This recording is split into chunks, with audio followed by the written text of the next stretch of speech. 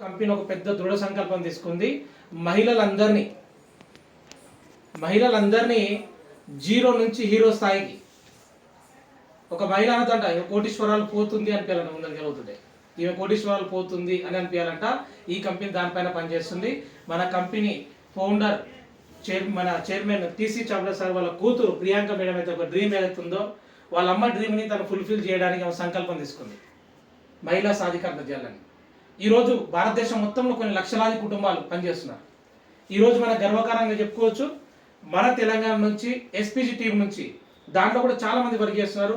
Number 1 టీమ్గా ఒక ఒక మహిళ తన జాబ్ను తను చేస్తూ ఈరోజు కండక్టర్ జాబ్ చేస్తూ కూడా మన మధ్యలో మన టీంలోంచి కండక్టర్ ప్రమీల మేడం కూడా ఈరోజు భారతదేశం మొత్తంలో మన తెలంగాణలో ఫస్ట్ ఒకే మహిళ గుర్తింపు పొందింది. నిన్న జరిగిన మీటింగ్లో టీసీ చావ్లా సార్ వాళ్ళ కూతురు గుర్తించింది. భారతదేశం మొత్తంలో జరిగిన మీటింగ్లో గర్వకారమా కాదా? మనం దీన్ని ఎందుకు ఇన్స్పిరేషన్ తీసుకోవాలనుకుంటే మనం ఆ మేడమే జాబ్ చేసినప్పుడు మన వాళ్ళు ఎందుకు కాదు, అవునా కదా? మరి ఓకే సార్. అయితే